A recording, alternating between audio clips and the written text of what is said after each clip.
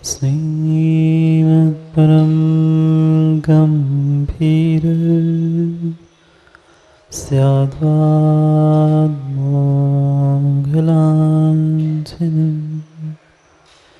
जीयात्रैलोक्यनाथस्य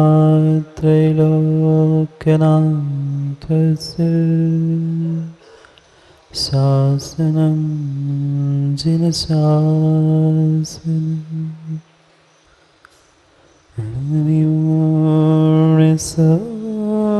सिद्धे जानुतं कबदिदीह संसारे दस दस दो बजने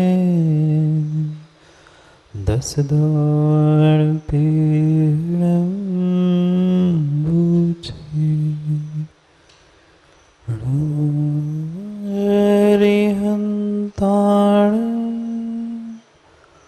रो से ताड़म मम आयरी याणम रो अध्यायाणम रो लोई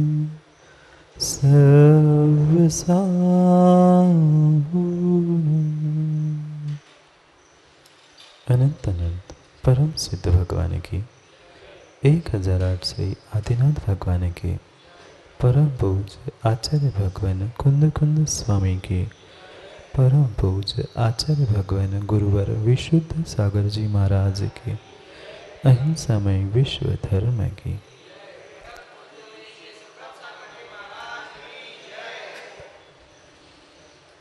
अंतिम तीर्थेश वर्तमान स्वामी के शासन में हमसे विराजते और उनकी यह पावन पीयूष देशना हम सभी के लिए परम उपकारी। अनादिकाल से हमारी आत्मा में जो जन्म जरा और मृत्यु रूपी रोग लगे, उन रोगों का उपशमन करने वाली कोई परम औषधि है तो वह एकमात्र यह जिनवाणी। भव्यात्मा, दौड़ के पीछे दौड़, दौड़ के पीछे दौड़, क्यों हो रही है दौड़? नहीं मिली आज तक कोई रोड, पर फिर भी हो रही है दौड़ के पीछे दौड़। जैसे कोई लता का पौड़, जैसे कोई लता का पौड़ लक्ष्य विहीन हो रही है दौड़, दौड़ के पीछे पुनः हो रही है दौड़। कितना दौड़ चुका व्यक्ति, बचपन से लेकर 55 और 55 से लेकर शमशान तक वह पहुंच गया। मात्र एक घड़ी के कांटों की तरह दौड़ रहा है, दौड़ रहा है, दौड़ रहा है। पर किसी से भी पूछा, भाई दौड़ क्यों रहा है? शायद वकील साहब किसी के पास उसका उत्तर नहीं होगा।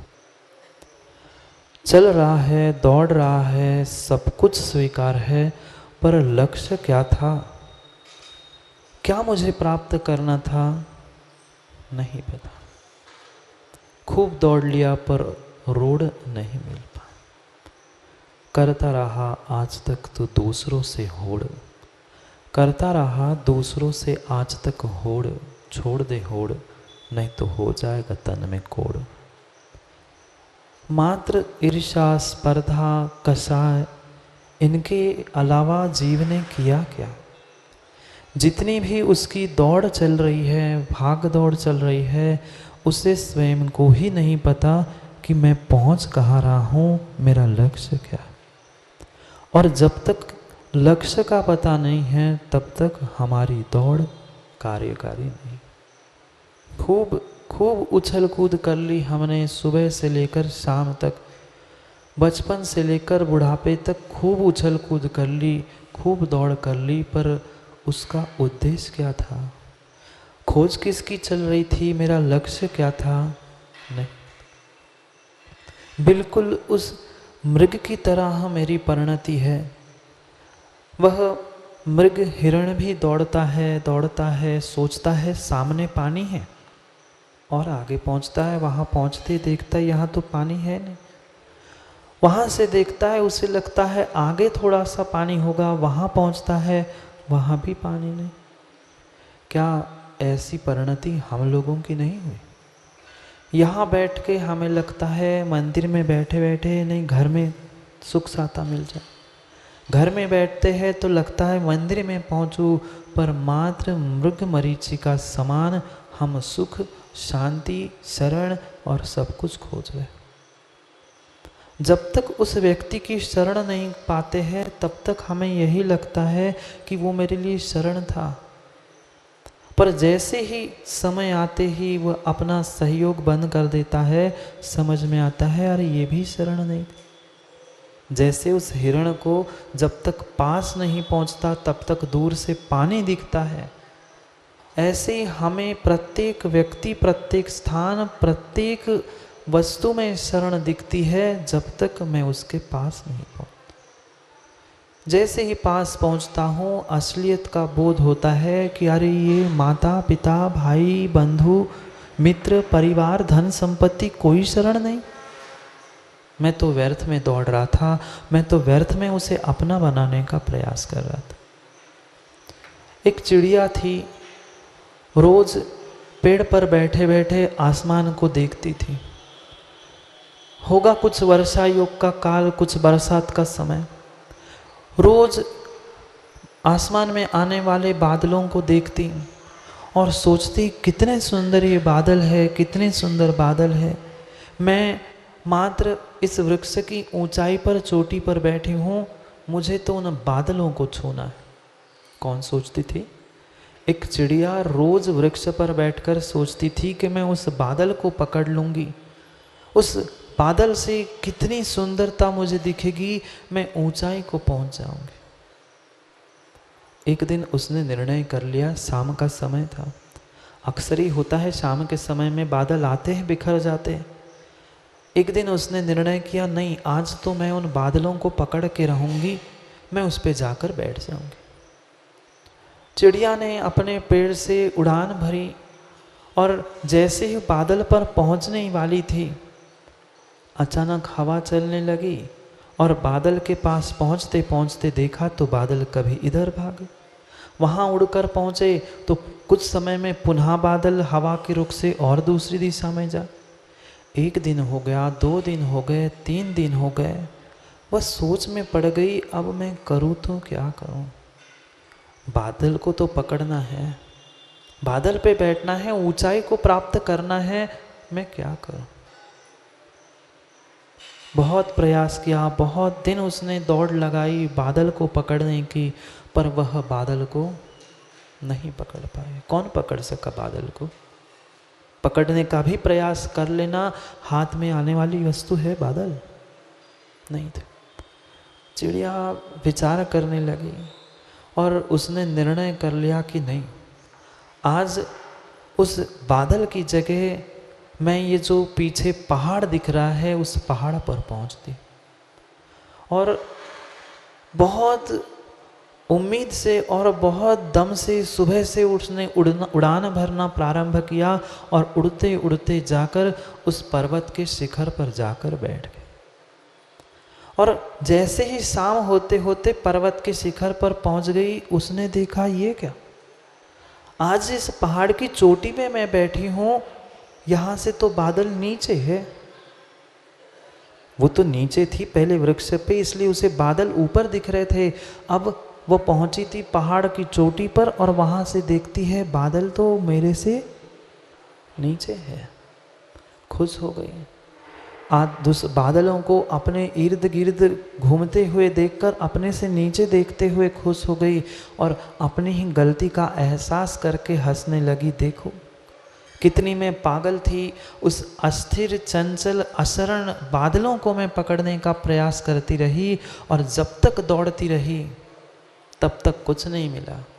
और जैसे ही ये ऊंचे पहाड़ को मैंने पकड़ लिया, इस पर बैठ गई, अब बादल स्वयं मेरे पास आ रहे हैं, बादल मेरे से नीचे। क्या हुआ था? पंडित जी कोई चिड़िया की बात नहीं थी, ये तो एक कथानक था, एक दृष्टांत था।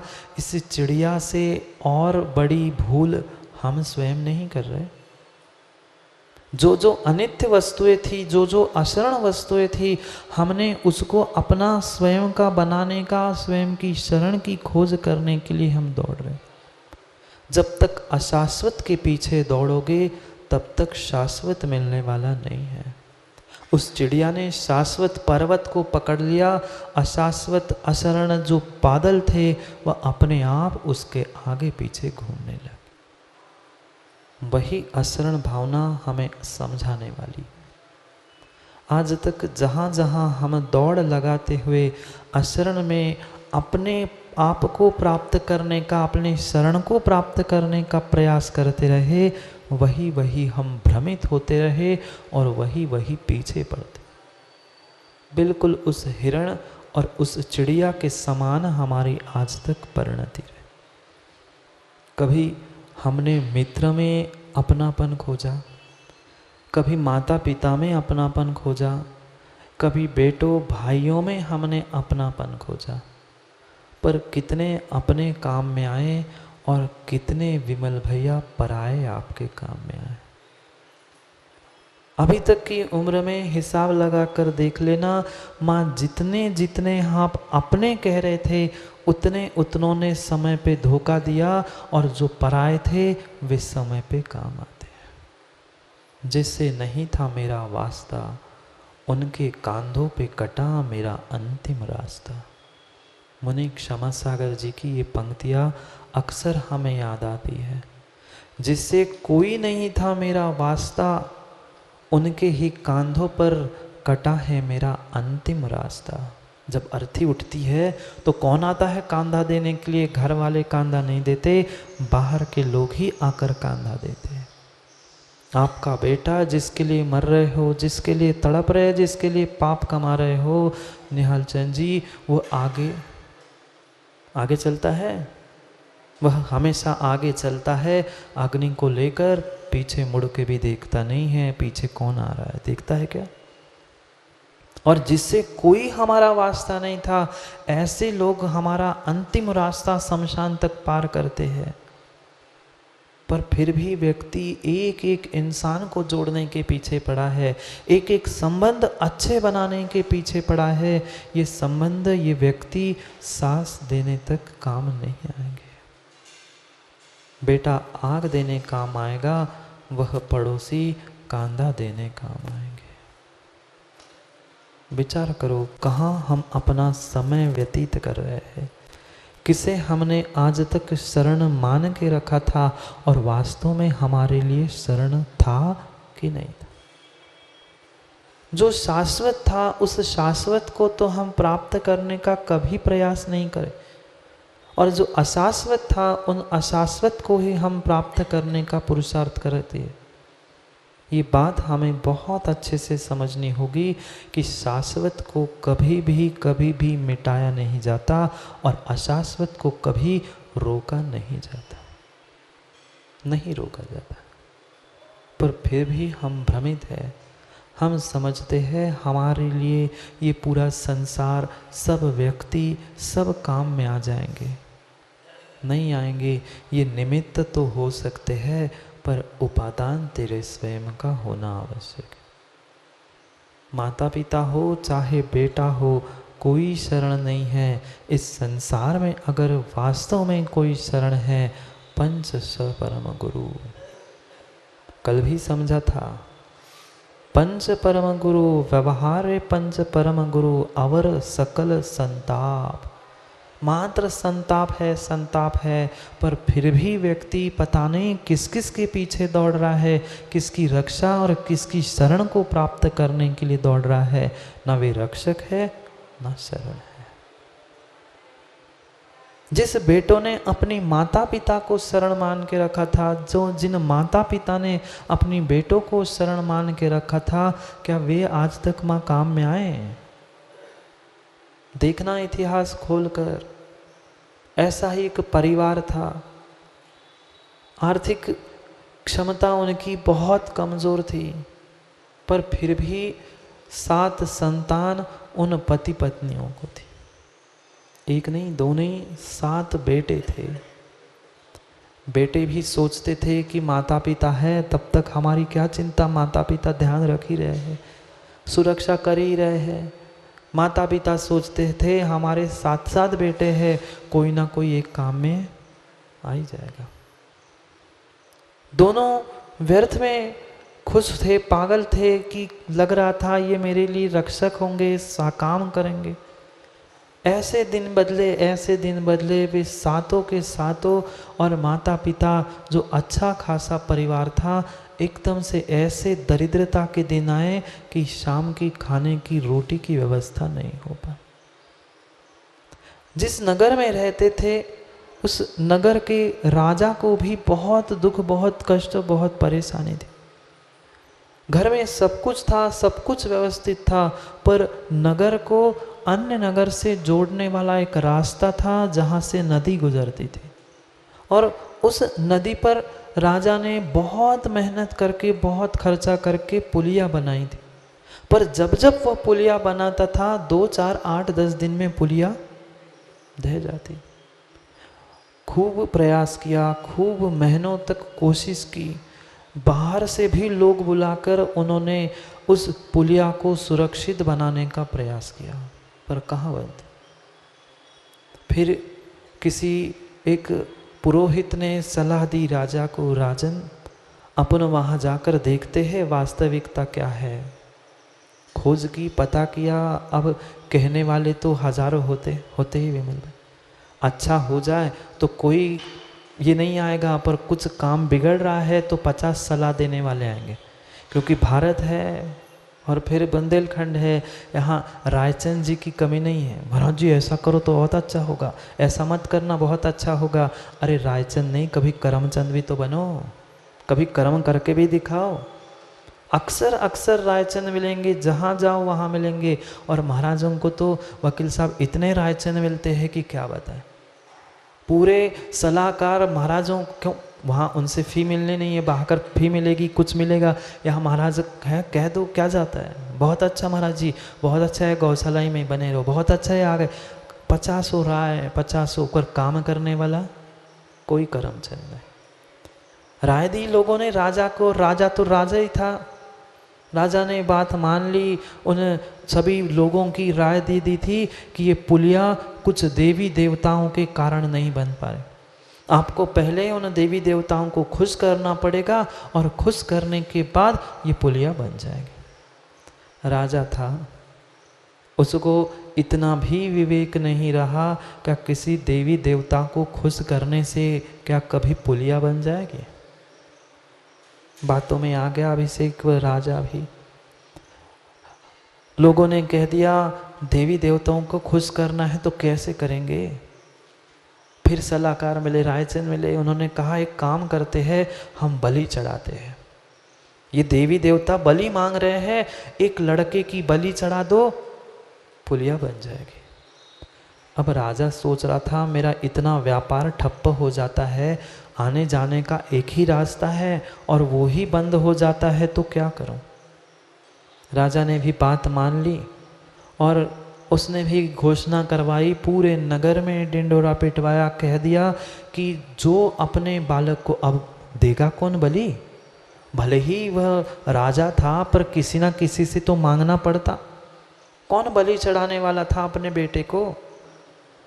राजा ने विचार किया, निर्णय किया और पूरे नगर में घोषणा करवाई कि जो अपने बेटे को हमें दान स्वरूप देगा बलि चढ़ाने के लिए, उसके लिए उतने ही वजन का सोना दिया जाएगा।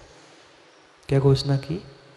जो अपने बेटे को खुशी खुशी बलि चढ़ाने के लिए हमें दान देगा, उसको हम उतने ही वजन का, जितने बेटे का वजन है उतने वजन का सोना राजकोष से दे देंगे।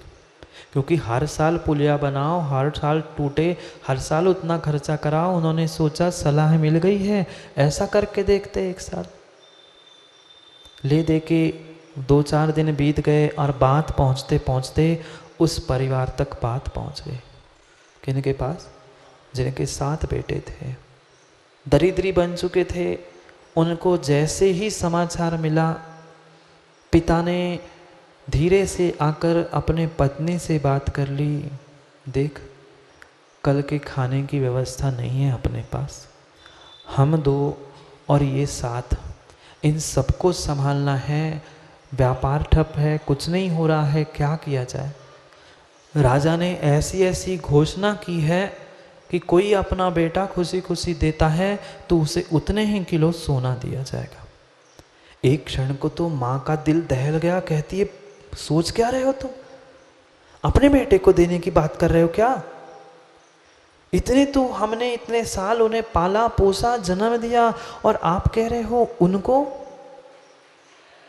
पति ने कहा थोड़े से शांति से आज रात सोचना, अभी जल्दी नहीं है, तो रात भर विचार कर चिंतन कर, अगर एक को दे देंगे बचे हुए 6 और हम 2 ऐसे 8 जिंदा रहेंगे। अगर एक को नहीं देंगे तो हम 9 के 9 कब नष्ट हो जाएंगे कोई भरोसा नहीं, क्योंकि कल की खाने की व्यवस्था नहीं। जो माँ कहाँ गई ममता विचार करना, वही माँ जिसने उन 7 बच्चों को 9 महीने अपने कोख में पाला था। रात भर वह विचार करती रही, रात भर चिंतन करती रही, क्या किया जाए, एक ही बेटा है, 2 बेटे, 7 बेटे हैं, अब 2 कि नहीं 2।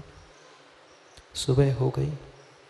सुबह होते ही वही माँ, कौन माँ, जो माँ ममता के लिए बेटे को जन्म देने के लिए प्रसिद्ध ही, वही माँ बोल पड़ी ठीक है कोई बात नहीं है, वैसे ही छोटा बेटा करता धरता कुछ नहीं है, ले दे के बाद छोटे पे ही आती है। छोटा बेटा तो कुछ करता धरता नहीं है, बाकी तो बेटे फिर भी कुछ कमाने योग्य है, कुछ तो कर लेंगे। एक काम करते हैं, जो छोटा 7वां बेटा है हम उसको राजा को सौंप देते हैं। पति पत्नी की, माता पिता की, दोनों की बात हो गई। कौन शरण? माता पिता, जिसने जन्म दिया, पाला पोसा, पैसे के पीछे, स्वयं के प्राण बचाने के पीछे दोनों तैयार हो गए। छोटे बच्चे को राजा को दान में। उस दिन उस बच्चे से सब कुछ अच्छा खिला पिलाकर बच्चे को बढ़िया नए वस्त्र पहनाकर तैयार कर दिया। ये तो कायदा ही है, जिसे हलाल होना होता है उसे तो सजाया जाता ही। वह पूछ रहा था माता पिता से कि माता पिता ये हो क्या रहा है, आज इतना मुझे खिला पिला रहे हो, इतने अच्छे कपड़े पहना रहे हो, बात कुछ विशेष है क्या? अब माता पिता किस मुँह से कहते बेटे से कि मैं तुम्हारा प्राण लेने के लिए ले जा रहा हूँ, मैं तुम्हारी बलि चढ़ाने के लिए ले जा रहा हूँ। उन्होंने घुमा फिरा के बेटे से बात कर ली, कुछ नहीं बेटा, राजा ने कुछ भेंट मांगी है तो हम तुम्हें भेंट रूप में दे रहे। तुम्हें तो पता ही है हमारे पास भेंट देने के लिए पैसा धन संपत्ति कुछ भी नहीं है। ये छोटे से झोपड़े में हम रहते हैं, राजा है, अब नगर में रहना है तो उसे कुछ तो देना पड़ेगा, इसलिए हम तुम्हें भेंट स्वरूप दे रहे हैं। बस सोच रहा था होगा कुछ ऐसा ही, भेंट देना होगा, कुछ होगी बात। वो भी तैयार होकर राजा के दरबार तक पहुंच गया। पर जाते जाते लोगों की आदत कितनी अच्छी होती है, लोगों की बहुत अच्छी आदत होती है। अच्छा किसी को किसी का दिखता है क्या? ना अच्छा दिखता है ना बुरा देखते हैं, मात्र लोगों की उंगली करने की आदत होती है। जाते जाते लोगों ने उंगली कर ही दी, कह दिया अरे देखो कैसे माता पिता है, कैसे निर्दयी है, अपने बेटे को बलि चढ़ाने ले जा रहे। क्या कानों का बहरा थोड़ी था वह बालक? बालक ने भी पहुंचते पहुंचते बात कानों तक पहुंच गई। बालक ने सुन लिया कि आज शायद मेरी सामत आ गई है, सामत आ गई है, कुछ ना कुछ गड़बड़ होने वाली है।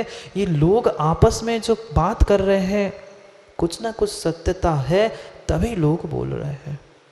और जैसे ही राजा के पास पहुंचा, वहां तो सब तैयारी थी, समझ ही गया कि हाँ लोग जो कह रहे थे वो सत्य है। जिसने जन्म दिया था माता पिता मुझे बेचने के लिए यहाँ लाए। बेचना ही तो था, और क्या था। पैसे देकर पैसे लेकर बच्चे को देना या बेचना ही तो था, व्यापारी तो था। उसने सोचा अब क्या किया जाए।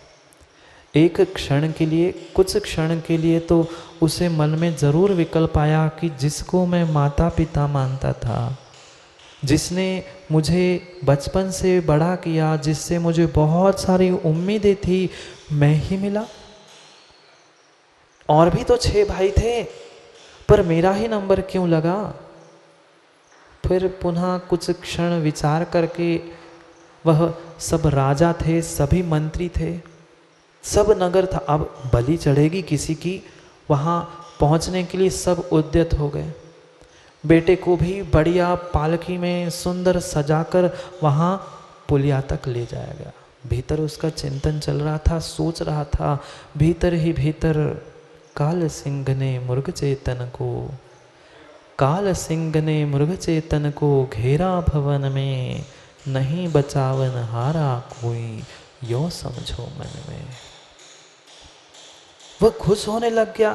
पहले तो चेहरा उदास था, जैसे ही पुलिया पर पहुंचा वो जोर जोर से हंसने लगा, जो बहुत खुश होने लग गया। राजा पागल सा हो गया, ये बेटा मरने वाला है और ये हंसने लग गया, क्या बात है आज।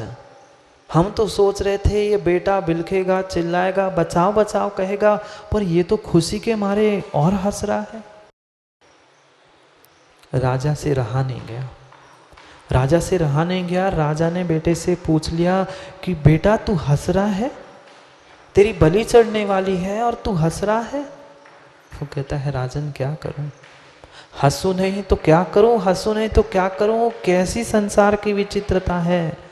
जो राजा है नगर का, नगर की प्रजा का रक्षा करना ही जिसका कर्तव्य है, वही रक्षक ही जब भक्षक हुआ है, मैं क्या बोलूं, मैं क्या बोलूं। फिर राजा के बाद किसी से उम्मीद थी तो माता पिता से उम्मीद थी, और जब माता पिता ही खुशी खुशी मुझे सोने के बदले में बेचने लगे हैं, मैं क्या करूं।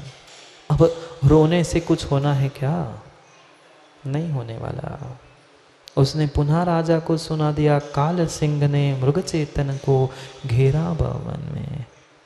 जिस शेर ने मृग को वन में घेर के रखा है, पकड़ लिया है, अब कौन बचा सकता है। मरते ना बचावे कोई। निर्णय हो गया उसके भीतर कि जिसे मैंने आज तक शरण माना था, रक्षक माना था, जिसकी सुरक्षा में मैं जी रहा था, वे रक्षक ही आज राजा भी और सगे माता पिता जब भक्षक बने हैं। राजन में किससे हाथ मांगू और किसके सामने हाथ फैला के भीख मांगू। राजा गलती करता तो माता पिता से भीख मांगता, माता पिता गलती करते राजा से जाके न्याय मांगता। जो न्याय करने वाला अन्याय कर रहा है, रक्षा करने वाले भक्षण कर रहे हैं, मैं किससे क्या उम्मीद रखूं।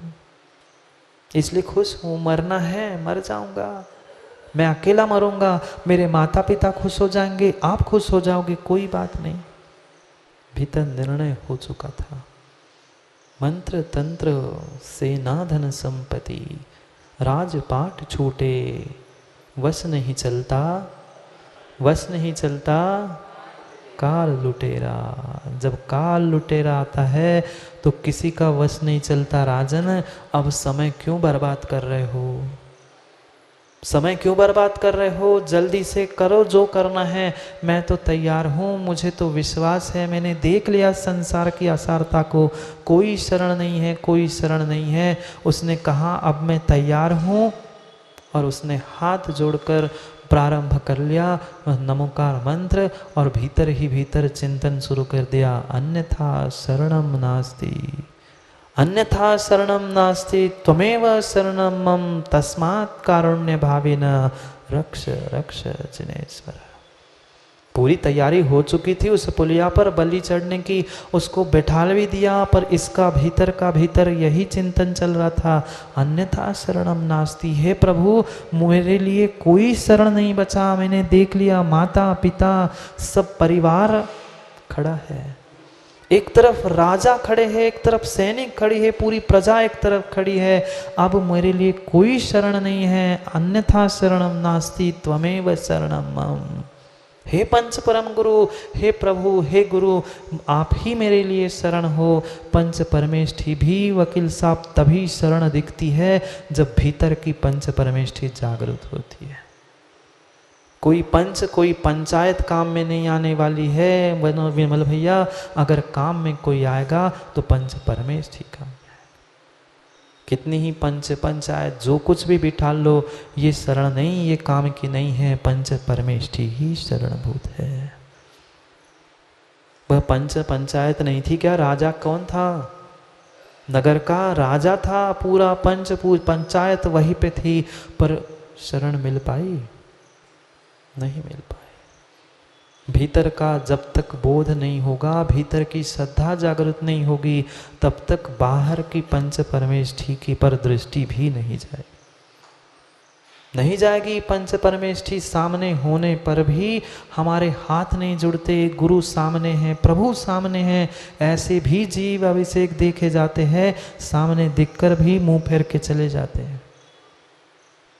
क्या आप लोगों ने नहीं देखा विमल भैया? हमने तो बहुत कुछ देखा, पूरा भारत घूम के आए हैं लगभग। कहाँ क्या स्थिति है सब कुछ जानते हैं। वह तभी हम बाहर के गुरु को प्रणाम कर सकते हैं जब भीतर का गुरूर कम हुआ होता है। जब तक भीतर का गुरूर नहीं कम हुआ, आत्म गुरु जागृत नहीं हुआ, तब तक व्यवहार गुरु की खोज, व्यवहार गुरु का दर्शन वह व्यक्ति कर ही नहीं सकता। बहुत अच्छी बात आज कुंद स्वामी उन पंच परमेष्ठी की ही बारे में कह रहे हैं। पंच परम गुरु अवर सकल संताप। व्यवहार से वे पंच परमेष्ठी ही मेरे लिए शरण है, बाकी सब संताप है, कोई शरणभूत है ही नहीं है। वह बेटा मान रहा था, माता पिता तो शरण करेंगे। आप लोग भी तो यही सोचते हैं ना। माता पिता जब तक बेटा थे तब यही सोचते थे माता पिता रक्षा करेंगे। जब स्वयं माता पिता बन जाते हैं, कितनी मन की परिणामों की विचित्रता है। नहीं है विचित्रता पंडित जी? स्वयं के प्रत्येक जीव की परिणामों की विचित्रता है। जब तक आप बेटे थे तब तक माता पिता से उम्मीद लगाए रखे थे, जब आप माता पिता बन गए अब बेटों से उम्मीद लगाए हो कि मेरे लिए ये शरण है। ठीक है, शरण है, भूल नहीं है क्या? कितनी बड़ी भूल है। माता पिता के घर में बैठे थे तब पति को शरण मान रहे थे, पति के यहाँ आ गए तो बेटे को शरण मानने लग गए, बेटे ने निकाल दिया, अब पता नहीं किसकी शरण खोज रहे हैं। फिर बाद में लगता है बहुत अच्छा था मैं माता पिता के घर में रहता ही। कब समझ में आया? सब काम बिगड़ने के बाद। जब बेटा था मैं तो माता पिता में शरण खोजी, जब मैं माता पिता बन गया अब बेटे में शरण खोज रहा है। कौन शरण? किसकी शरण? कोई व्यवहार से तुम्हारा बाहर का कोई व्यक्ति, कोई वस्तु, धन संपत्ति शरण नहीं है। मात्र शरण कोई है तो तेरा आत्मा निश्चय से और व्यवहार से पंच परमेष्ठी, और कोई शरण नहीं है, कोई शरण नहीं है। पढ़ो श्लोक को, फिर समझते हैं वह बालक का और राजा का पुलिया का क्या हुआ। पहले कुंद स्वामी के उस श्लोक को समझते हैं 12 नंबर की, कि बहुत बहुत बहुत समझा रहे हैं। ऐसा लग रहा है कि कुंद स्वामी बिल्कुल अपने भीतर ही पहुंचकर कह रहे हैं अभी तो मान जाओ, कोई शरण नहीं है तेरी आत्मा और पंच परमेष्ठी के अलावा, कहाँ शरण खोज रहा है। पढ़ो। अरुहा से थायरिया वझाया साहु पंच परमेठी, ते विहुआ चिट्ठ दिया दे, तम्मा आदा हूँ मैं शरणम। पढ़ो एक साथ।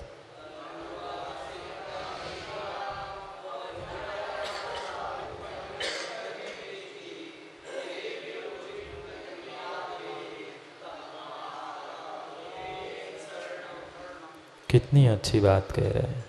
अरुहा सीता हिरिया ओवझाया साहू पंच परमेष्ठी, ये अरिहंत सिद्ध आचार उपाध्याय, ये जो 5 परमेष्ठी है, ये ही 5 परमेष्ठी तेरे लिए शरण हैं। उस दिन भी समझा था जब पत्नी माता पिता कथानक समझ रहे थे, कुछ दिन पहले मर गया था, नाटक कर रहा था, गुरुजी ने कहा था, याद आ गया कौन आया था? आखिर में दवाई गुरुजी को ही पीनी पड़ी थी। मरे नहीं थे, वो सब नाटक था, वो सब कुछ कथानक में सत्य है, पर ऐसी घटनाएं हमने घटित होते नहीं देखा क्या? कोई काम नहीं आएगी पंडित जी, चाहे बेटा हो बहू हो, आपकी देवी भी क्यों ना हो, अंतिम समय में कमला चलत न पैर जाल मरघट तक परिवारा, वे तो मरघट तक ही आएंगे। पर पंच परमेष्ठी अगर तेरे भीतर है, तूने अपनी आत्मा को पंच परमेष्ठी को पहचान लिया है, तो वह भव भव तक तुझे अच्छे कर्म दिलाएंगे। भले ही वे निमित्त है, पर वो शुभ के लिए है। और ये घर परिवार जिसे तुमने अपना मान के रखा था, वे अशाश्वत है, वे स्वयं में डूबने वाले हैं। तेरी रक्षा क्या करेंगे? जो स्वयं बादल चंचल थे, कभी इधर उधर भाग रहे थे, वे चंचल कभी शरण नहीं है। वह क्या किसकी शरण खोज रहा है, किसको ठीक कर रहा है? अपनी स्वयं की मनस्थिति ठीक कर, सब कुछ ठीक हो जाएगा। ये सब बाहर के प्रपंच है। ये शरीर न आज रहा न कल रहने वाला है। शरीर में अगर उलझे रहेंगे तो कभी भी स्वयं का कल्याण नहीं कर पाएंगे। शरीर शरण है क्या? शरीर से बने हुए संबंध शरण है क्या? ये जितने जितने संबंध बने हैं, माता पिता हो, मित्र हो, भाई हो, ये सब कुछ बने हैं तो मात्र शास्त्री जी शरीर से संबंध है। और गुरु और पंच परमेष्ठी का कोई संबंध है तो वह श्रद्धा श्रद्धेय संबंध है। कोई शरीर का संबंध नहीं, कोई शरीर का संबंध नहीं। जब शरीर नहीं बचेगा तो शरीर से बने संबंध कहाँ बचेंगे? शरीर शरण नहीं है तो शरीर के संबंध कैसे शरण होंगे? शरण मात्र और मात्र श्रद्धा श्रद्धेय संबंध से। मेरे भीतर की श्रद्धा और ये पंच परमेष्ठी श्रद्धेय है, ये उनके बीच का जो श्रद्धा श्रद्धेय संबंध है वही शरण है और वही शाश्वत है, अन्य नहीं, अन्यथा नहीं। देवी हु चिट्ठदी आदे, जब भी अरिहंत बनेंगी आत्मा ही तो परमात्मा बनेगी। किसी परमात्मा ने परमात्मा को नहीं बनाया है, मैंने ही अपनी आत्मा को परमात्मा बनाए। जितने परमात्मा बने वे पहले बहिरात्मा थे, फिर अंतरात्मा बने और फिर परमात्मा बने। ऊपर से परमात्मा आकर तुम्हें परमात्मा बनाने वाली नहीं है पंडित जी। ये मत सोच लेना कि महावीर स्वामी आएंगे तो हम उनसे दीक्षा ले लेंगे। भाई, हमें स्वयं का कल्याण स्वयं के परिणामों से करना है, गुणस्थान स्वयं खोजना है। गुरु गुणस्थान नहीं देंगे। जितने गुरु बने हैं, आचार उपाध्याय साधु, उन्होंने भी अपनी आत्मा को पहचाना है और आत्मा में ही पुरुषार्थ करके वे भगवत्ता को प्राप्त होने वाले हैं। ये शरीर आचार्य नहीं है, ये शरीर मुनि नहीं है। ये शरीर की वंदना करते हो क्या? ये शरीर की वंदना करते हो क्या? नहीं करते। 80-80, 90-90, 100-100 वर्ष के दादाजी भी आकर चरण छूते हैं, नमस्कार करते हैं। क्या शरीर की वंदना है? नहीं है। गुणों की भी कहो तो माँ गुण है कहाँ? शरीर में। गुण शरीर में नहीं है, ये रत्नत्रय शरीर में नहीं है। सम्यक दर्शन ज्ञान चारित्र आत्मा में ही है। इसलिए आत्मा की शरण जाओ, आत्मा की शरण जाओ। परमेष्ठी को तो खोजना पड़ेगा बाहर के, तेरे भीतर ही अरिहंत सिद्ध आचार उपाध्याय साधु सभी तेरे आत्मा से ही है, आत्मा में ही है। जब भी श्रद्धा उत्पन्न होगी किसी शरीर में होगी? आत्मा में ही होगी। जब भी परमात्मा बनेगा, सिद्ध बनेगा, अरिहंत बनेगा, आचार्य बनेगा, आत्मा से ही तो बनेगा। क्या ये पेंसिल परमात्मा बनेगी? क्या इसको आचार्य साधु कह पाओगे? नहीं कह पाओगे। इसमें आत्मा ही नहीं है। जिसमें आत्मा होती है वही तो परमात्मा, गुरु और पंच परमेष्ठी बनेगा। तेवीहु चिट्ठदी आदे, ये 500 परमेष्ठी मेरे आत्मा में ही विराजमान हैं। तम्हा आदा हूँ मैं शरणम, इसलिए ये आत्मा ही मेरे लिए शरणभूत है, अन्य कोई संसार में शरण नहीं है। हो सकता है पिछली पर्याय में उस बालक ने कुंद कुंद स्वामी के इस श्लोक को कहीं सुना। हो सकता है पिछली पर्याय में उस बालक ने कहीं कुंद कुंद स्वामी की इस श्लोक को, अशरण भावना को सुना हो, समझा हो। उसने भी निर्णय कर लिया अब मरना है, मारने वाले सामने खड़े हैं, क्यों छोड़ूं। ठीक है, मार भी सकते हैं तो मेरी पर्याय को ही नष्ट कर सकते हैं, मेरी आत्मा तो अजर अमर है। ये आत्मा तो अजर अमर है और उसमें ही पंच परमेष्ठी है, मैं उनकी ही शरण में जाता हूं। अब आप जानो, आपका काम जाने। चाहे वे द्रौपदी हो, चाहे वो सीता हो, चाहे अंजना हो, चाहे जो कोई भी हो, सबने शरण अगर किसी की ली थी तो पंच परमेष्ठी की ही शरण ली थी, और निर्ग्रंथों ने ली थी तो आत्मा की शरण ली थी। वे पंच परमेष्ठी दौड़ के नहीं पहुंचे थे किसी की रक्षा करने के लिए, पर जैसे ही पंच परमेष्ठी की शरण को प्राप्त करके थोड़ा सा पुण्य, थोड़ी सी पुण्य की कणिका हमारी बढ़ गई थी, जो पंच परमेष्ठी के भक्त थे, कौन, जो पंच परमेष्ठी की, ये तो इंसान बहुत बाद में काम आते हैं। इंसान जब भी आएंगे वे या ताली बजाने आएंगे या असूए बहाने आएंगे, वे कभी काम के लिए, सहयोग के लिए नहीं आएंगे। देखिए क्या, ताले बजाने जरूर आएंगे, अच्छा हुआ तो बुरा हुआ तो रोने भी आ जाएंगे, दो चार समझाने भी आ जाएंगे, पर अन्य कोई काम के नहीं आएंगे। वे जो पंच परमेष्ठी के भक्त थे, मात्र इतना ही कहा था, अन्यथा शरणम नास्ति त्वमेव शरणम मम तस्मात् कारण्य भावेन रक्ष रक्ष जिनेश्वर। भगवान रक्षा करने के लिए आने वाले नहीं थे, पर जो श्रद्धा थी, जो विश्वास था पंच परमेष्ठी के प्रभु, परमात्मा के प्रति, वह विश्वास, वह श्रद्धा काम में आई। जैसे ही उसका बलि चढ़ाने का समय आया, अब मृत्यु होने ही थी, वो मुस्कुरा रहा था। इधर माता पिता को थोड़ा सा तो लग रहा था, पर उतने वजन का सोना सामने दिख रहा था। जैसे ही मृत्यु होने ही वाली थी, बलि पूरी होने वाली थी, उतने ही जो शासन रक्षक देवता थे, उसको लगा ये बेटा धर्मात्मा है, प्रभु का नाम ले रहा है, नमोकार पढ़ रहा है, मैं कैसे होते हुए देख लूं। वहां पर जो देवी देवता थे, ऐसा मत समझना कि मंदिर में और किसी स्थान में ही वे देवी देवता होते। प्रत्येक स्थान पर वह देवी देवता व्यंतर आदियों का निवास होता है, वे घूमते फिरते रहते। उसने सोचा, उनने सोचा कि ये धर्मात्मा है, भगवान का नाम ले रहा है, ये अगर मर जाएगा तो धर्म की तो हंसी हो जाएगी। कौन आया रक्षा करने? देवी देवता भी तभी आए, देवी देवता भी तभी आए जब तुम्हारा उपादान निर्मल हुआ था, जब तेरी पुण्य की कणिका जागृत हुई थी। दौड़ रहा है व्यक्ति, पागलों जैसे दौड़ रहा है, पता नहीं है किसके पीछे दौड़ रहा है। जो वस्तु तुम्हें सब कुछ दिलाने वाली थी, वह पुण्य, वह पंच परमेष्ठी की शरण तो खोकर तू कहीं और दौड़ रहा है, वहां तुम्हें कुछ भी मिलने वाला नहीं है।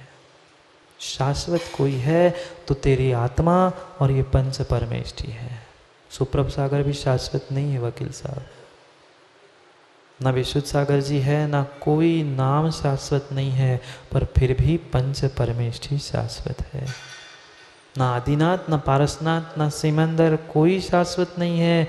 उनकी पर्याय, उनकी 24 के नाम सब नष्ट हो जाएंगे, पर वह पंच परमेष्ठी रूपी 5 पद और तेरी स्वयं की आत्मा शाश्वत भी है और वही शरण है। जैसे चिड़िया ने उस पहाड़ पर पहुंचकर चोटी को प्राप्त कर लिया, अपने आप वे जो बादल थे उसके इर्द गिर्द घूमने लगे, उससे नीचे हो गए। ऐसे ही बस एक बार अपनी आत्मा की शरण को, पंच परमेष्ठी की शरण को प्राप्त कर ले, फिर देखना ये आगे पीछे बादल कैसे घूमते। बादल ही है, कब अच्छे दिन आते हैं तो कब तुम्हारे पास आएंगे, और बुरे दिन आएंगे तो कब तुमसे दूर हो जाएंगे। ये इंसान रूपी बादल, कोई भरोसा नहीं है। ये सभी संबंध बादलों जैसे है, ये सभी संबंध मृग मरीचिका के समान है। तुम ऐसे स्थान पर जाके बैठ जाओ, चोटी पर, पहाड़ी पर, जहाँ वे अपने आप तुम्हारे आगे पीछे दौड़ेंगे, ऐसे तो आत्मा को प्राप्त कर ले, तू ही पंच परमेष्ठी बन जा, सब आगे पीछे अपने आप घूमने लग जा। समझ में तो सब कुछ राजेश भाई यहाँ आता है, पर घर जाते तो फिर थोड़ा सा राग टपक ही जाता है। आज तक ये जो मेरी राग द्वेष की परिणति चल रही थी, इसी से काम बिगड़ता रहा। अब छोड़ दो राग द्वेष, पंच परमेष्ठी से भी राग करने की बात नहीं कह रहे हैं। वहां तो मात्र श्रद्धा और श्रद्धा श्रद्धे संबंधी होना होगा, तो ही जीवन सफल होगा। वहां भी अगर बैठकर मां राग द्वेष हो रहा है तो वह भी कार्यकारी नहीं है, बंध का ही कारण है। मेरे भीतर निर्मल श्रद्धा होनी चाहिए और मेरा श्रद्धेय भी निर्मल होना चाहिए। बस इतना ही संबंध हो तो ही बंध को काट सकता है, नहीं तो संबंध वो भी बंध का ही कारण है। तेमे चिट्ठदी आदा तम्हा आदा में शरणम, वही आत्मा ही मेरे लिए शरणभूत है। जैसे उन्होंने, उस बालक ने निर्णय कर लिया, देवी वहाँ की देवता, वन देवता आई और उन्होंने प्रसन्न होकर वहीं पर उसे सिंहासन पर बैठा दिया। राजा लोग सब देखने लगे, ये हुआ तो क्या हुआ, हम तो बलि चढ़ा रहे थे। बलि नहीं, बलि तो चढ़ा सकते हो, वे बलि तो चढ़ा सकते हैं, पर किसी को प्राण को लेना नहीं लेना किसी के स्वाधीन नहीं है, किसी के पराधीन नहीं है, नहीं है। व्यर्थ में हम कर्तृत्व करते हैं, व्यर्थ में अहंकार में डूब रहे हैं कि ये ऐसा वो वैसा, ये वास्तविकता नहीं है। छोड़ दो कर्ता बुद्धि, छोड़ दो कर्ता बुद्धि और छोड़ दो अहंकार को। समझो, आचार उपाध्याय साधु यही शरण है। मुझे तो बहुत अच्छा निहाल चंद जी विश्वास है, जो जो आचार गुरु की शरण में जाता है, बने बिगड़े सब काम उनके चरणों में पहुंचकर ही बन जाते। आपने अनुभव किया हो नहीं किया हो, तो मैंने तो चंचल भाई कई बार अनुभव किया। वह भी दिन थे, वह भी दिन थे जब कुछ भी विमल भैया वास्तविकता है। वह भी दिन थे जब मुझे एक हिंदी का वाक्य बोलने के लिए वकील साहब 5 मिनट 10 मिनट सोचना पड़ता था, पर सबके दिन एक से नहीं होते। आइए पसायण विद्या मंतादि सिद्धंती, आचार्य के प्रसाद से, गुरु के प्रसाद से विद्या मंत्र सबकी सिद्धि हो स्वयमेव हो जाती है। बस उसकी शरण में पहुंच जाओ। वह भी दिन थे निहाल चंद जी, 5-10 मिनट हमें सोचना पड़ता था लोगों को सुनाने के लिए। आज मैं सुनाता हूँ, लोग सोचते 5-10 मिनट कि मुझे तो नहीं कहा महाराज ने। आयरिय पसायण, आचार्य गुरु के प्रसाद से विद्या मंत्र आदि की सिद्धि स्वयं हो जाती है। पहले ही सोचने से काम नहीं होता। अगर पहले सोचता रहता कैसे होगा क्या होगा, तो कभी काम नहीं होता। गुरु ने एक ही बात कही थी, बेटा जैसा मैं रख रहा हूँ, जैसा मैं कह रहा हूँ वैसा करते जाओ, सब कुछ काम हो जाए। यह है आचार्य शरण, यह है आचार्य शरण। और उस आचार्य गुरु अरिहंत सिद्ध उनको ही समझना और उनकी ही शरण को प्राप्त करना, क्योंकि निश्चय से तेरी आत्मा ही शरण है और व्यवहार से ये पंच परमेष्ठी ही शरण है। अरिहंतों को नहीं जानोगे तो आत्मा को नहीं जानोगे, और आत्मा को नहीं जानोगे तो परमात्मा बनने वाले नहीं है। जो जानती अरहंताणम दवत्थ गुणत्थ पज्जते हिम, सो जानती अपाणम मोहम खलम जनती। पढ़ा क्या शास्त्री जी?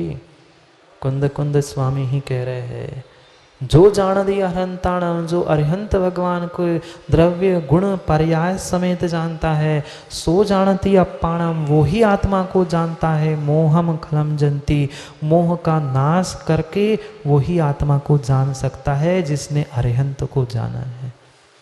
हमें अरिहंत सिद्ध गुरु के पास ही बैठने के लिए फुर्सत नहीं है। आत्मा के पास कहाँ से बैठेंगे?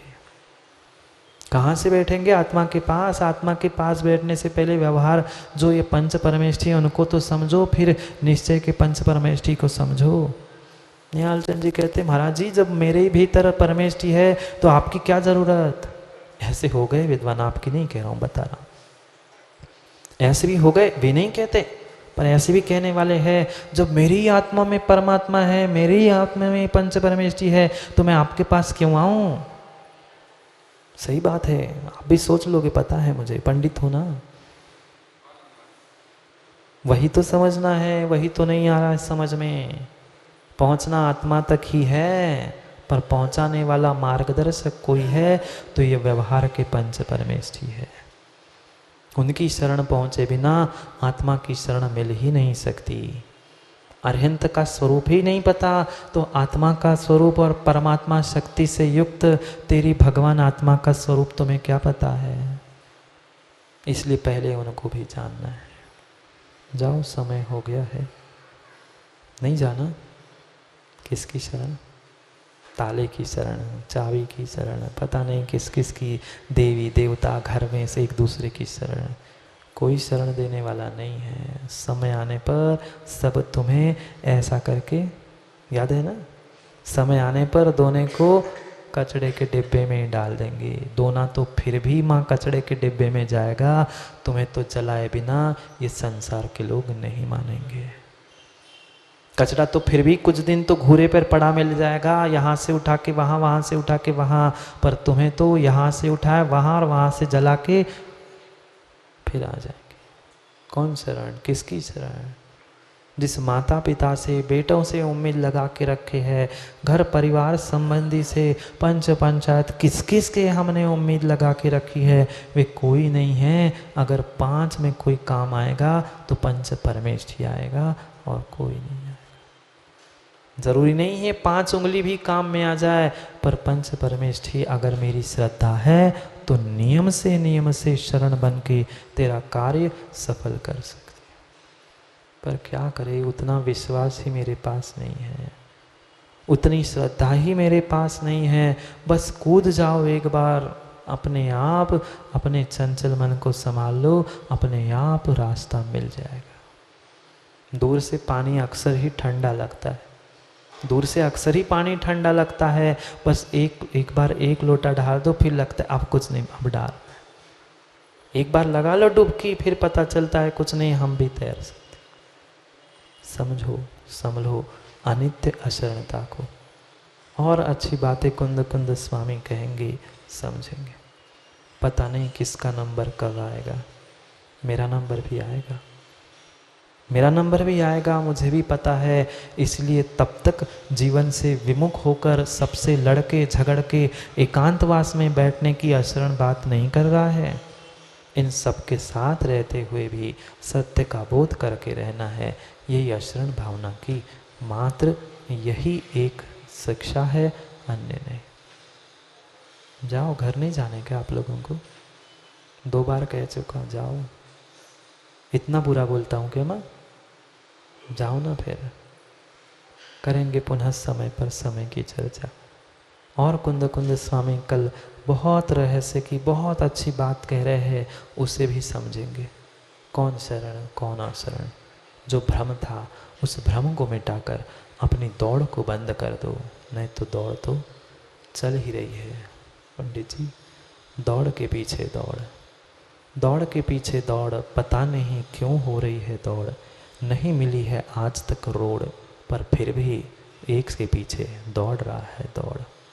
जाओ दौड़ने के लिए, ग्राहकों के पीछे, बच्चों के पीछे, सबको अपनी अपनी दौड़ पूरी करनी है।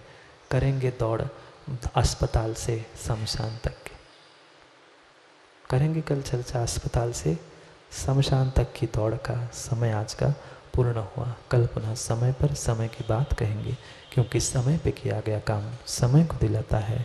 बोलिए भगवान महावीर स्वामी की।